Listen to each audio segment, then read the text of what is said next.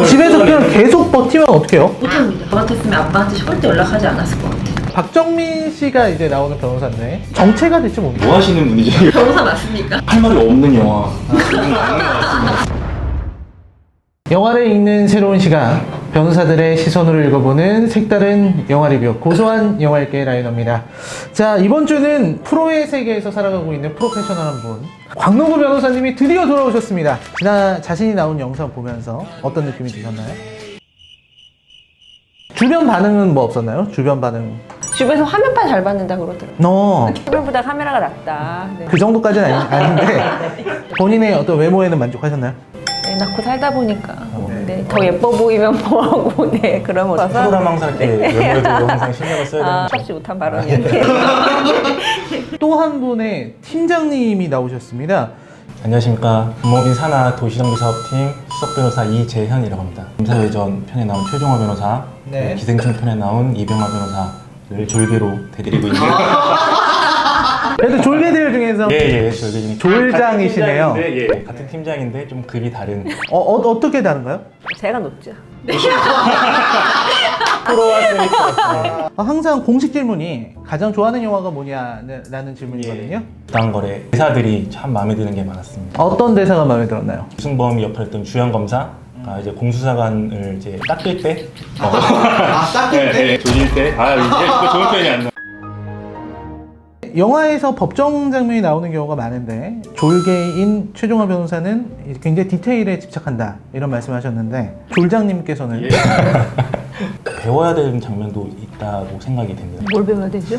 자, 지금 프로는 당황했어요. 뭘 배우란 말인가? 변호사들이 수줍다 보니까 쇼맨십이 좀 부족한데 실제로 그 법정 가서 변호사들 보면은 말이 잘 안 들리거나 이렇게 웅얼웅얼하는 변호사들이 꽤 많이 있습니다. 생각보다 법정 가면 변호사들이 재밌어요. 판사님이 뭐를 물어도 난 내 할 말만 하겠다 이런 변호사 유형. 그런 아마추어들 보면 기분이 좀 어떠세요? 네, 아예 뭐 네, 너무 제가 프로 같이 돼가지고 네 그렇긴 한데 네. 우리 고소한 영화 읽기 진행하면서 광노규 퀴즈가 있었어요. 법원 마크에 인사를 하느냐, 판사에게 인사를 하느냐. 근데 지난번에 나왔던 현지원, 이병화 두 변호사마저 판사라고 대답을 했습니다. 이게 어떻게 된 거죠? 제 세미프로 입장에서 말씀드리면 판사한테 인사한다기보다는 그 법대를 향해서 존중의 표시를. 근데 저희가 연수원 동기고 같은 반에 같은 조예요. 제가 이거를 연수원 교수님께 사실 들은 얘기거든요. 근데 두 분은 그러면 좀 친하시겠어요? 네, 친하죠. 네. 전혀 안 친하. 친해지고 있습니다. 친해지고 이해하시면 됩니다. 변호사가 왜 됐냐고 이재현 팀장님께 물어보니까 명대사를 따라하셨어요. 예. 겁이 많아서. 부당거래 주영 검사했던 대사죠. 너무 집착하시는 거 아닙니까? 너무 재밌게 봤습니다. 한 진짜 10번은 본 것 같고 TV에서 하면 TV에서 할 때마다 항상 보고요. 겁이 많아서 이게 무슨 뜻이세요? 지금 겁주시는 건가요? 겁이 많아가지고. 검사나 변호사라고 하면은 솔직히 무시는 역시 그 팀다운. 네. 저희 다. 2018년을 대표하는 망작이라고 할 수 있겠죠. 류승용, 심은경, 박정민 주연의 이제 엄마와 치킨집을 단둘이 꾸려가고 있었는데 갑작스럽게 재개발이 결정이 되고 아빠는 약수터에서 물을 잘못 마셔서 초능력을 쓰게 되었다는, 설명만 들어도 사람을 좀 미치게 만드는 그런 영화인데 연상호 감독의 염력입니다. 엄마와 둘이서 치킨집을 꾸려나가는 루미. 방송에도 소개될 정도로 맛집으로 성장했지만 마침 루미와 엄마가 얻은 치킨집과 그 주변이 재개발 지역으로 설정됩니다. 주민들은 재개발에 반대하지만 자본주의의 잔혹한 악당인 태산건설과 용역 깡패들은 강제로 주민들을 끌어내려 합니다. 이에 인부들과 맞서던 루미의 어머니는 사고로 사망하고 말죠. 바로 그때 약수터에서 물을 마시러 간 루미의 아버지 신석헌은 마침 운석의 에너지가 스민 물을 마셨고 그때부터 엄청난 힘을 지니게 됩니다. 영화의 제목인 염력처럼 염동력을 사용할 수 있게 된 겁니다. 초능력자가 된 석헌은 나이트클럽에서 한탕 벌 생각이나 하는 멍청한 인물이죠. 대체 인물이 멍청한 건지 영화가 멍청한 건지는 모르겠지만 그 대단한 능력으로 하겠다는 게 나이트클럽에서 서커스나 하는 겁니다. 이혼한 아내가 죽었다는 소식에 장례식장에서 오랜만에 루미와 재배한 석헌. 루미는 빚보증으로 쫓기고 아내와 딸을 버리고 떠난 석헌을 용서할 수 없습니다. 하지만 루미를 내버려둘 수 없었던 석호는 용역 깡패들에게 염력을 사용하기에 이르죠. 강력한 염력 사용자와 용역 깡패들의 대결을 그린 영화. 아버지와 딸의 갈등 따위 국밥 한 그릇에 말아먹고 말아먹은 김에 영화도 같이 말아먹은 전설의 그 영화. 염력이라고 해서 엑스맨의 매그니토를 생각한 관객들의 머리를 새하얗게 만들고 가슴을 치게 만든 류승룡의 그 연기. 재개발을 다루다가 푸드트럭으로 넘어가 버린 작품. 130억 투자해서 관객 100만도 못 들이고 산화해버린 안타까운 망작. 연상호 감독의 염력입니다. 이제 감상을 한 명씩 들어봐야 될 것 같은데요. 이게 영화 자체로 어떤 얘기를 하고자 하는 영화인지가 사실 좀 보면서 열악한 환경 속에서도 나가지를 못하고 시공사에 항거하는 뭐 이런 모습이 왜 그러진지에 대한 설명이 너무 없었고, 이게 130억 원 가량이 들어갔거든요. 어디 그렇게 많이 들어갔을까요? 뭐 CG라든지 류승룡은 집을 어쨌든 집이 망해서 집을 나갔는데 왜 연락마저 몇십 년 동안 끊었을까요? 그러니까요. 저는 일단 초능력 쓰는 거 어떻게 보셨어요? 그렇죠.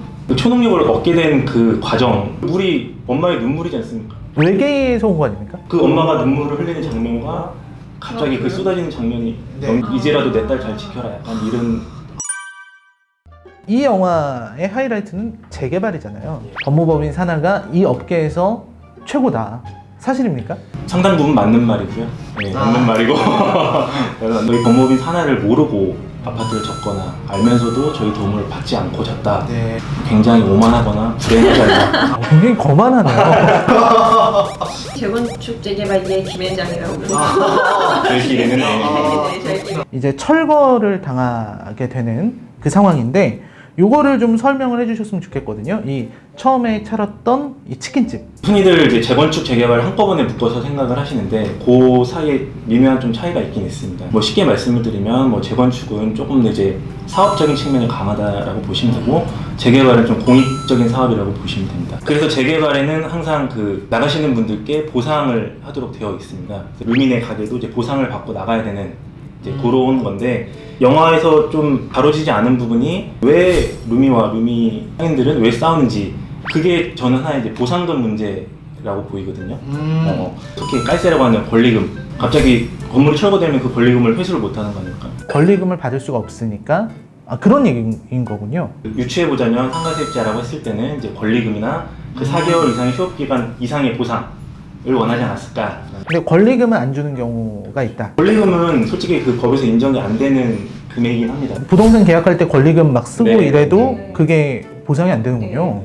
놀라운, 이거 모르시는 분들 되게 많을 거예요. 재개발과 재건축, 이거 너무 어려운데? 재개발.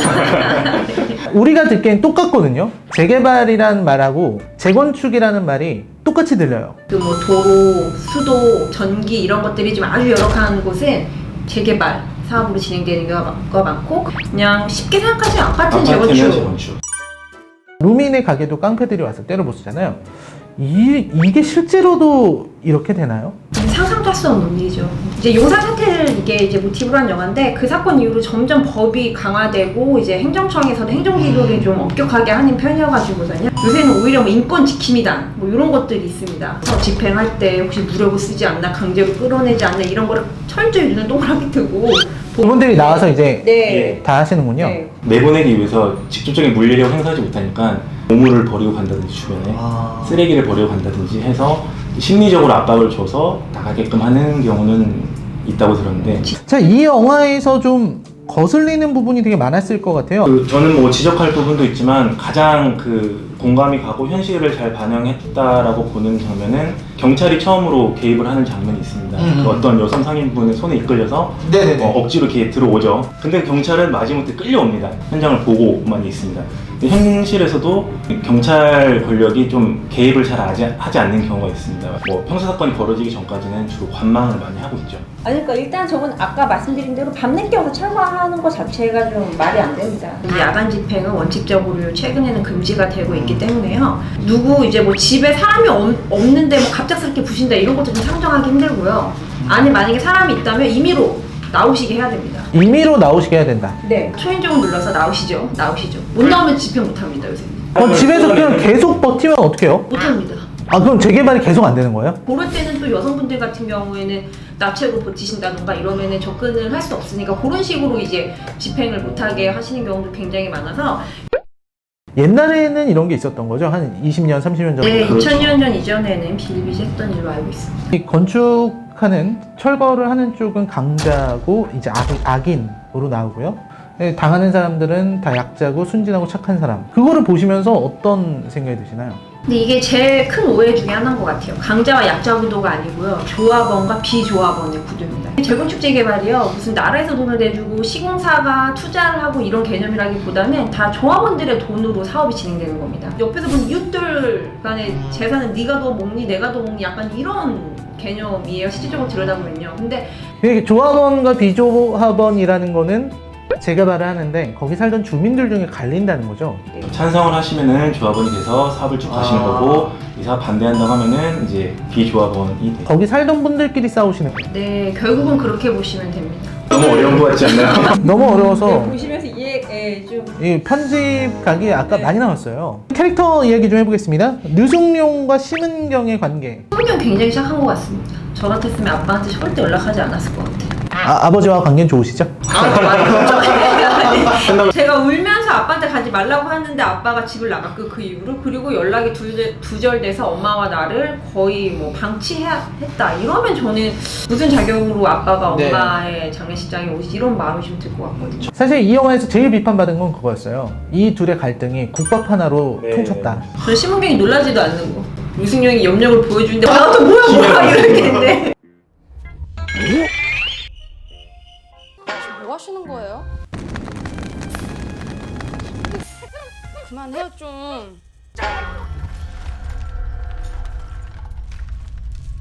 그만하라고 했잖아요 좀.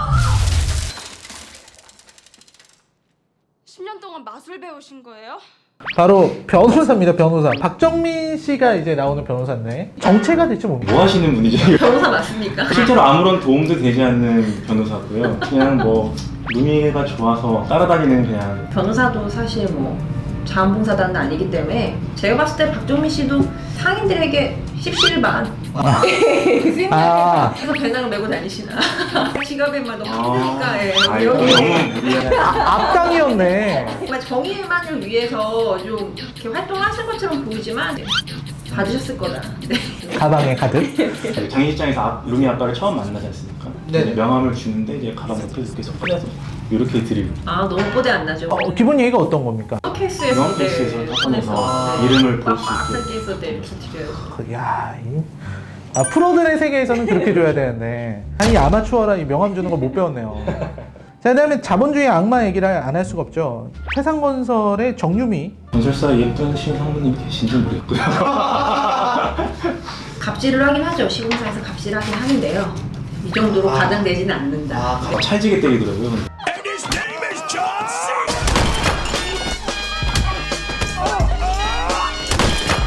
그런 연기가 되게 좋지 않아요? 류승룡이 이렇게 딱 떨어졌을 때 갑자기 F 워드가 팍 나와요. 자, 이제 엔딩 부분인데 엔딩은 해피엔딩으로 끝납니다. 철거 끝나고 루미는 푸드트럭하고 대박 났고 류승룡은 나왔고 박정민도 뭔가 잘 된 것 같아요. 이거 어떻게 보셨습니까? 유승용이 좀 불쌍하다. 기술에 출산한테 가보지 않고 아무도 안 딸내미가 하고. 두부도 안 주고 오자마자 일하라고 시키게 일하러 나오고. 맞아요.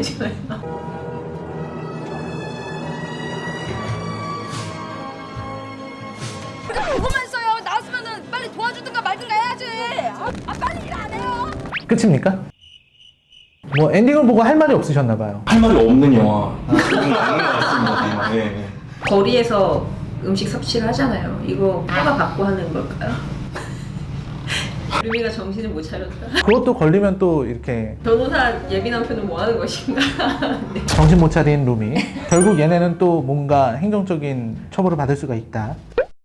자, 오늘 되게 뜻깊고 어렵고 두 분께서 마지막으로 하시고 싶은 말씀이 있으시면 자유롭게 해주시죠. 다큐멘터리에서는 가능한 주제라고 생각을 해요. 하지만 그 철거민 분들이 생존권을 위해서 진짜 열심히 싸우시는 건 맞고요. 제가 말씀드리고 싶은 결론이 다 다큐네요. 네, 결론은 네. 좀 뼈아픈 문제들을 영화나 이런 대중매체 대중 매체들이 좀 쉽게 접근해서 좀 희화화하는 건 조금 이제 지양돼야 되지 않나 생각을 합니다.